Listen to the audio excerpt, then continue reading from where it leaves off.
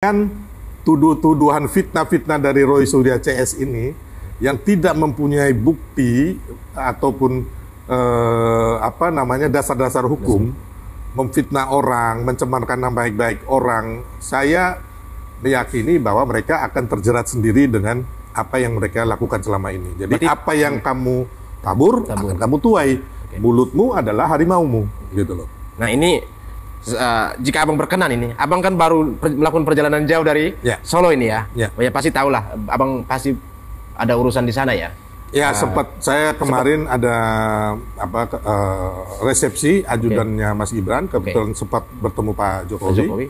Intinya ya tetap Pak Jokowi akan meneruskan ini sampai persidangan, biar semuanya terbuka, biar masyarakat tahu begitu siapa yang benar, siapa yang salah, siapa yang dikriminalisasi, siapa yang playing victim, siapa yang memberikan kebenaran untuk bangsa kita.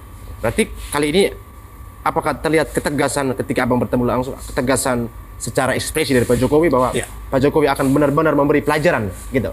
Iya, Pak Jokowi sangat tegas dan ini memang saya bilang tadi ya siap-siap aja Roy CS ini menggali kuburnya sendiri gitu loh. Kalau saya lihat mereka makin hari makin ngaco, makin ngawur, dan itu yang akan mereka gali sendiri kuburnya tambah gitu loh. Nah, terhadap orang-orang yang disebutkan inisialnya di dalam laporan Pak Jokowi kemarin ada satu orang atau dua orang yang ada di tempat ini, bagaimana bang? Yang ada di tempat maksudnya? Yang inisialnya itu ya, kalau inisial yang lain RS, T, K dan juga jadi gini adikku, laporan Pak Jokowi itu disertai 24 bukti video. 24 bukti video ya. Jadi kan kemarin mereka bilang, oh kami tanggal 26 itu lagi acara Roy Suryo, acara otomotif. Terus yang lain bilang, oh kami lagi acara makan bersama. Ya bukan masalah kamu di mana tanggal 26 itu, tapi mungkin tanggal 26 itu Pak Jokowi menonton video itu. Ya kan berarti bisa juga Pak Jokowi menonton tanggal 26, berarti kan direkamnya sebelum tanggal 26. Jadi ketika tanggal 26 ya mereka ya tayangkan gitu. Bukan, ya bisa jadi tayangnya sebelum tanggal 26 juga. Tapi tanggal 26 itu Pak Jokowi menonton, beliau melihat waktu itu beliau difitnah, itulah yang dijadikan bukti bahwa tanggal 26 saya melihat video saya difitnah. Ya kan? Ya berarti kan Roy Suryo mau kemana ke, Sintiva mau pergi kemana ke, ya itu urusan kalian. Gitu loh. Nah ini yang harus kembali lagi kan mereka memframing bahwa oh tanggal 26 kami di sana. Lagi ada acara otomotif, Roy Suryo, Tiva lagi buka puasa bersama. Ya itu urusan kalian, tapi kan nanti kembali lagi kita lihat penyidik yang akan menggalinya lebih jauh. Jadi bisa aja nanti dari 5 yang terlapor kemarin bisa nambah jadi 6, 7, 10 bisa aja. Bisa jadi bertambah ya? Karena kan video yang dikasih ke Polda Metro itu kan 24 video. 24 video. Jadi banyak. Jadi bukan hanya yang Setana ini. Yang lain juga banyak. Apakah juga yang termasuk orang yang meminta laporan dicabut dalam video? Oh iya, kayak kemarin si Abraham Samad, ya kan dia ada podcastnya. Bisa jadi ada. Makanya sama juga bisa berpotensi akan dilaporkan. Oh bisa saja. Bukan dilaporkan. Jadi dalam pengembangan itu bisa aja dia tersangkut. Tersangkut juga. Ya kan. Terus kayak Refli Harun mungkin. Makanya kan Refli Harun bilang saya bukan pendukung Roy Suryo. Ya kan. Udah mulai tarik diri nih. Ya kan. Terus si siapa namanya? Yang lagi sakit katanya di Malaysia, Egy Sujana juga, ya kan udah mulai buang badan juga gitu loh. Yang kita lihat bahwa sekarang ini saatnya kalian jantan menurut saya. Jangan seperti saya bilang tadi, seperti kucing dan tikus yang kena air. Gitu. Padahal kan yang bermula ini kan dari Pak Egy Sujana yang sebagai orang pertama yang melaporkan, tapi beliau melepaskan ini ke teman-teman. Malah ijazahnya Ibu Iriana diganggu lagi, disentil, bahkan ijazahnya Gibran makanya liarkan lagi. Makanya ini kan sudah menjadi tidak waras ya kalau kita lihat ya. Ijazah Bu Iriana, ijazah Mas Gibran, bahkan nanti besok-besok ijazah Yan Etes. Kemarin kan Pak Jokowi bilang nanti KTP SIM juga diminta. Iya. Jadi memang agak susah ya kalau kita menghadapi orang yang ngeyel, orang yang mempunyai keyakinan bahwa yang harus benar mereka, tapi mereka tidak punya dasar-dasar mengenai kebenaran itu sendiri. Tapi kita harus bersyukur juga bahwa Pak Jokowi membuat pelaporan agar memang benar-benar keadilan ditegakkan. Dan nggak semua orang di Republik dengan seenaknya menghina orang, ya kan, terus memfitnah orang. ya kan, merendahkan orang gitu loh. Nah, jadi kembali lagi saya juga harus mau kasih tahu bahwa kemarin ada Abraham Samad mereka, termasuk mungkin Refli Harun ya, terus Said Didu, mereka melaporkan Pak Jokowi korupsi di KPK. Ternyata kalau menurut keterangan teman-teman yang ikut dalam rombongan itu, ada pengacara yang saya juga kenal, mereka bilang, saya tanya kalian bahan bukti apa ke sana? Tapi bukannya Pak Abraham Samad mantan ketua KPK di masanya Pak Jokowi? Iya, tapi ternyata ya kan tadi, itulah saya bilang kebencian ini kadang-kadang bikin orang nggak waras dan ambisi, ya ambisi. Terus merasa gagal, ya kan? Ya, jadi ini kan gelandangan politik semua nih kalau kita lihat, ya kan? Petualangan politik yang nggak laku-laku gitu loh. Nah, mereka ke sana, ternyata saya tanya, emang kalian bawa apa? Nggak bawa apa-apa. Jadi hanya pendaftaran, habis itu keluar, di depan itu ada pers, teman-teman media, doorstop, habis itu mereka pulang ngopi-ngopi. Jadi kan kasihan Republik ini hanya dibangun oleh orang-orang segelintir orang-orang jahat kayak begini gitu loh. Ya kan, makanya saya berterima kasih. Saya juga yang termasuk keras mendorong Pak Jokowi untuk membuat laporan bersama teman-teman itu kan. Teman-teman juga sekarang berharap bahwa Pak Jokowi nggak akan mencabut atau melakukan perdamaian, tapi benar-benar supaya ini menjadi pelajaran buat anak cucu kita. Ini juga wujud daripada kita ingin membangun keadilan di Republik ini. Gitu. Nah, paling terakhir ini Abang, saya minta Abang mungkin apa yang Abang ingin pertegaskan soal diksi dekriminalisasi ini. Ya, jadi kembali lagi kepada Roy Suryo Tiva, ya kan. Ini kan belum ada apapun yang dikriminalisasi. Maksudnya gini, ini kan baru pemeriksaan awal, penyelidikan awal, ya kan. Tidak perlu juga kita teriak-teriak sampai, ya boleh saja kalau kemarin mau ke Komnas HAM sebagai warga negara. Sebagai warga negara kita mau cari keadilan. Tapi kalau ke PBB kan kasihan, kita malu gitu loh. Malu bukan karena faktor Pak Jokowinya, toh besok nama Pak Jokowi akan direhabilitasi ketika kalian masuk penjara. Nggak ada obat ini. Saya yakin yang 99% akan masuk semuanya ini. Ya, karena bukan karena intervensi, karena hukum yang akan bekerja. Bukan kita intervensi, ya kan?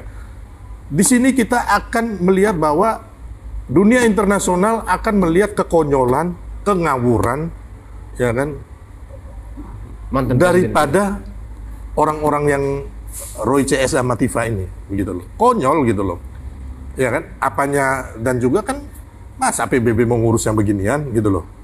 Hanya kan ketika pernyataan itu dilontarkan, terus mereka menghubungi media-media luar, hanya kan akhirnya kasihan bahwa ternyata tingkat nalar dari tokoh ya walaupun mereka hanya pion-pion ya, tapi kan udah termasuk yang sering tampil di media ya. Walaupun di belakang mereka ada bohir-bohir juga nih, ya kan? Bohir-bohir. Ya kan ini kan nanya kayak Abraham Samad, Roy Suryo, terus si siapa Refli, Tiva, sampai si Rismon, terus apa namanya Rizik. Ini kan pion doang. Bukan siapa-siapa gitu loh. Ada orang yang orang belakangnya ada gitu. Kita udah tahu siapa. Berarti benar seperti yang dikatakan, dikonfirmasi oleh Pak Ali Ngabalin. Oh iya dong, kan sekarang begini, mereka melakukan perjalanan segala macam, uang dari mana gitu loh, ya kan? Kan harus ada dana yang keluar di sini. Emang Roy Suryo mau keluarin uang, Tiva mau keluarin uang, Abraham Samad mau keluarin uang, ya kan? Ya untuk mereka segala macam kayak kemarin ke Solo, mereka berapa bus gitu loh, makannya, tinggalnya di hotel, ya kan? Siapa yang mau biayain? Iya. Gitu. Baik, Abang, terima kasih. Oke, tadi kita sudah melihat bagaimana halnya tentang salah satu pendukung Bapak Presiden Jokowi memberitahukan kepada kita informasi-informasi terkait masalah yang lagi ramai, yaitu masalah Bapak Jokowi yang telah dipermasalahan oleh Roy Suryo CS yang tentang ijazah Bapak Jokowi palsu. Dan sekarang mari kita baca komentar-komentar dari kawan-kawan kita, netizen-netizen kita di Indonesia ini. Roy Panjitu bawa obrolan murahan ke level nasional. Bahaya kalau terus dibiarin. Untung ada Silverter yang ngasih benteng nalar. Wah, mantap sekali. Silverter tuh ibarat penjernih air di tengah aliran hoax dan formalin yang keruh banget. Sementara Roy, dia itu kayak sumber polusi informasi Yang didengar dari dia cuman keributan tanpa solusi, nggak nyambung sama kondisi lapangan, tapi otot pengen filar Bangsil. Lanjut terus perjuangan Roll. Ya, mantap sekali. Mari kita berikan dukungan yang benar dan kepada orang yang tepat. Kalau itu kalau ngomong kayak ngetik status sambil ngantuk. Banyak tipe logika, sementara si Verter selalu rapi, terstruktur, dan punya dasar kuat. Gak heran publik lebih percaya sama dia. Orang kayak Roy itu cuman bikin ngadu, bukan bikin maju. Bukan masyarakat yang harus dihukum, yang pantas dihukum Jokowi. Oh, bagaimana ini kawan-kawan? Komentar dari kawan kita tadi. Roy itu cocoknya jadi host acara misteri. Bukan ngomongin politik, kebayangkan dramanya, sementara Bang Silver selalu bawa data dan fakta, respect lah. Roy kalau ngomong benar-benar kayak buat rusak, muter-muter nggak jelas, si filter, kelam, tapi tembakannya tepat. Mantap sekali ya. Sidang dulu bukti ijazahnya yang asli, baru dicabut.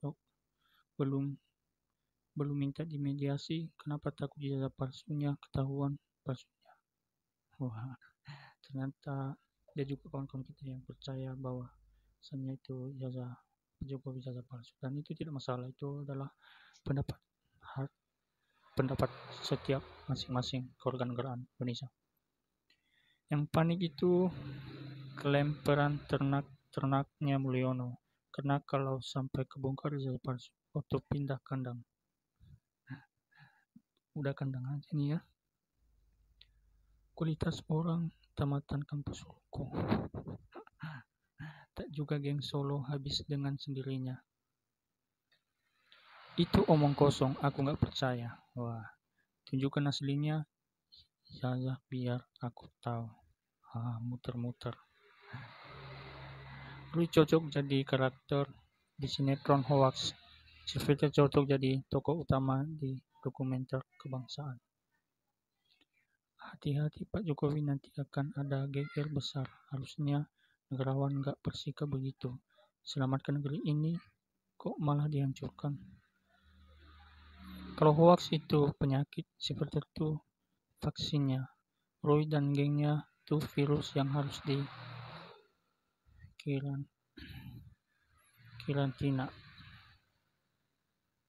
Tolong pembelaan dengan pendukungnya, cari tahu dokumen buku data mahasiswa yang bernama Hari Mulyono.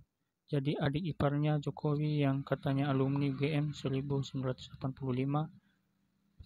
Kehutanan itu yang jadi pembandingan ijazah yang memiliki Jokowi supaya tidak diragukan, hanya itu saja cara paling tepat. Oke bro, waduh, oke bro dia bilang ya. Yang panik itu Mulyono. Bang Silver sehat selalu, saya dari Jawa Tengah selalu mendukung Pak Jokowi dan YouTuber Nusantara, kejujuran yang utama, sehat selalu Bang Silver. Ketegangan dan kedewasaan terlihat jelas dari argumen yang diberikan Pak Silver. Bohong. Apa nih yang bohong kawan? Lingkaran Mulyono. Wah. Lagi Indonesia sudah muak dan bosan dari dulu bohong mulu. Gak pernah bisa dipercaya omongannya. Masyarakat sudah gak percaya sama Mulyono, jadi jangan bawa-bawa nama rakyat, Bung. Wah. Roy itu cocoknya jadi host acara misteri, bukan ngomongin politik. Kebayangkan dramanya, sementara Bang Silver selalu bawa data dan fakta. Respect lah. Roy dan kawan-kawan tuh kayak orkes dan tanpa nada, berisik tapi bikin kepala pusing. Untung ada Sylvester yang mentradlisir semua omongan kosong mereka. Oke kawan-kawan, tadi kita sudah melihat bagaimana halnya tentang video tersebut dan komentar kawan dari saya, dan kesimpulan saya dari sini, kita semuanya berhak memberikan komentar yang layak dan memberikan saran juga. Itu hak kita masing-masing. Akan tetapi di sini kita sebagai masyarakat, kita harus memberikan juga keadilan, kejujuran, pikiran yang baik untuk saling respon yang baik terhadap berita-berita yang lagi rame-rame dibicarakan ini. Dan mari kita lihat aja bagaimana kedepannya dan perkembangannya. Apakah masalah ini terus berlanjut atau hanya pada saat ini aja. Dan berikanlah komentarmu di bawah kolom komentar biar kita bisa saling diskusi bersama dan membahas hal-hal berita politik terbaru dari saya. Dan jangan lupa subscribe, like, dan share